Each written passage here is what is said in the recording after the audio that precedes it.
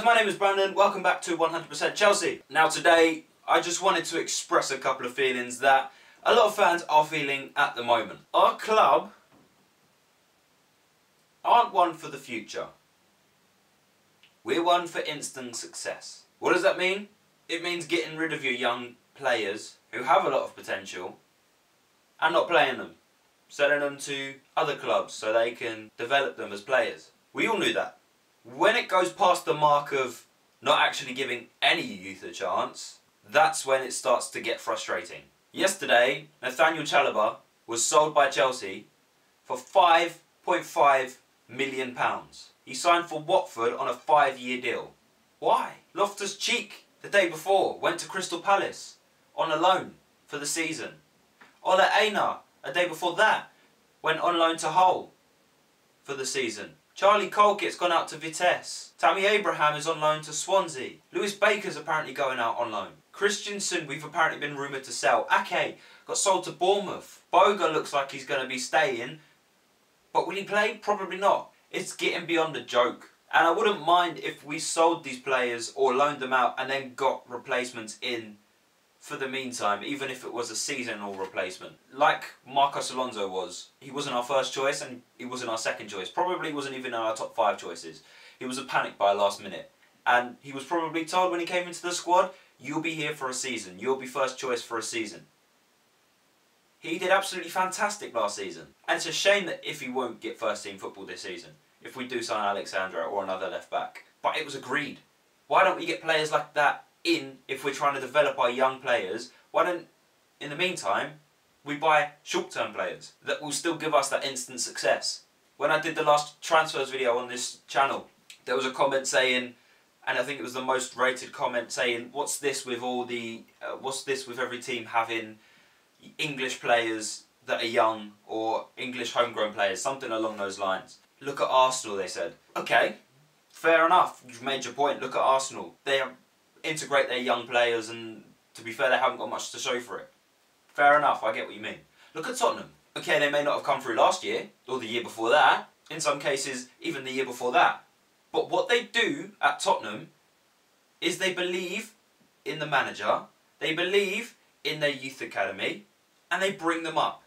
The difference between Tottenham and any other team in the league, bar Southampton, they use youth. Spurs maybe haven't won anything. They haven't won a major trophy in God knows how long. But it won't be very long before they do.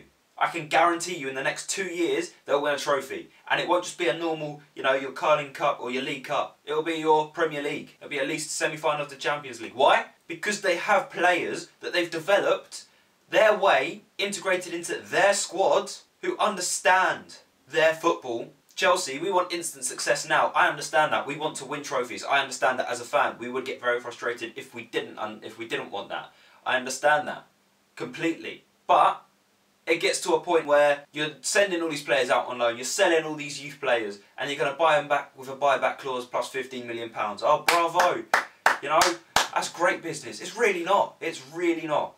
If you wanted to get the best out of players, send them out on loan, but send them out to another Premier League club.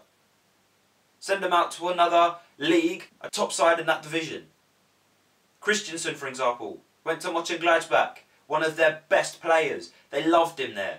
Absolutely loved him. Was a rock, impressed. He's come back this season and he looks like he will play first team football. The fact that we've got an 18-man squad going into pre-season, including Bakayoko, that 18-man squad is with an injured Eden Hazard. So 17 players to pick from. 17 players, senior players, who played last season. Add into that Jeremy Boga, Andreas Christensen and Lewis Baker. 3 extra players, so it won't actually be 17 players. We have more goalkeepers than we do strikers at the club. We have 5 goalkeepers on our books. Excluding Diego Costa, we have 2 strikers. One of them is an injury-prone one, who didn't play more than 10 games last season on loan for Crystal Palace, Loic Remy, and the other one wants the title. We can't win the league with just 2 strikers. We need to pull our finger out of our ears, listen to what everyone else is saying around us, what the fans are saying around us. We need to implement that into the squad, because at the moment I'm seeing a repeat of the 15-16 season, where we finished 10th